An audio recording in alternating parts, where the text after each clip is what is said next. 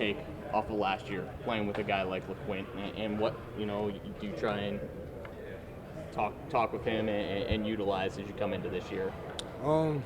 Just basically just playing the leader role, usually getting my voice out there more. Of course you got to show that you are a leader with the actions that you put on the field, but it's more like off the field things than on the field, just making sure you setting the right example for everybody. You set the right tone and set an example for everybody, then people are just going to naturally follow you. What's the biggest thing you learned from LeQuint, I guess, being with him last year? Set the tone right away. It's even when the offense isn't rolling all the way, the running backs, you got to be that one to, make that big play and set the tone for the whole team, not just the offense, and dominate every chance you get every time you touch the ball. Is there do you feel a sense of responsibility to have that edge and the physicality when you touch the ball? Always. I kind of set myself to that standard. Anytime I touch the ball, my goal is 4 or more. So anytime I'm in practice, I just try to, dominate that purpose right there. When you said 4 or more, when did you start instilling that in yourself, or is that something you kind of always had? It's kind of something that I always had. When I was younger, I always wanted to make explosive plays. Like, I wanted to score every time I touch the ball. But, you get older, you got to be more realistic with the game. Or, you get 4 or more yards each carry, you on the right track to getting the first down. So, that's the goal. Last year, LeQuint was relied on a lot. Third down, picking up pass protections. How do you feel you stepped into that role, and what's been that relationship like with Coach Nixon to try and, fill into that? Every day just getting 1% better at it. Just being where your feet at, trying to perfect the craft. You're not going to be perfect at it the first chance you get, but, taking those steps every day, working with the other running backs and working on hand placement with Coach Red, all of that is important. Coach Nixon, he's worked with NFL guys, so you get a coach that's coming from the NFL, working with NFL running backs, that's kind of where you want to be, so of course I'm going to listen to him. How important is it to have a guy that's worked with guys like he's worked with Christian McCaffrey before in the NFL? Like, how important is that to you? I mean, it's very important. He's giving you the keys to success.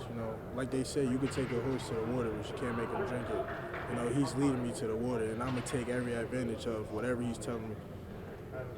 What if the coaches challenged you to do in order to take your game to the next level this training camp? Leading the team, just being that leader, setting the tone. They always tell me you got to be the one to make the plays, just to get them on track. Sometimes we'll be in practice, defense will kick up a little bit. You got to just constantly remind those guys, even in alignment, like, come on, we got this. Like, lock in, we can do this. Like, we could go down and score. You just got to believe it. What's your strength and recovery look like as you prepare for the season so that you can make sure you stay on the field and be productive? One more time? What's your strength and recovery program look like as you head into this season to make sure guarantee you staying on the field? Hot tub, cold tub, making sure I'm getting cupping done, scrapings on little injuries. I'm trying to making sure I attack the little injuries now and not, prolonging it and waiting. So, staying in that training room, that's very important, especially for being a running back. I mean, you probably get a hit on the team most second, first the line, then it's us. So it's important to be in that training room. How important is it for you, considering you're a guy that tries to, I guess, dish out punishment and be physical? So how important is it that recovery period for you? Very.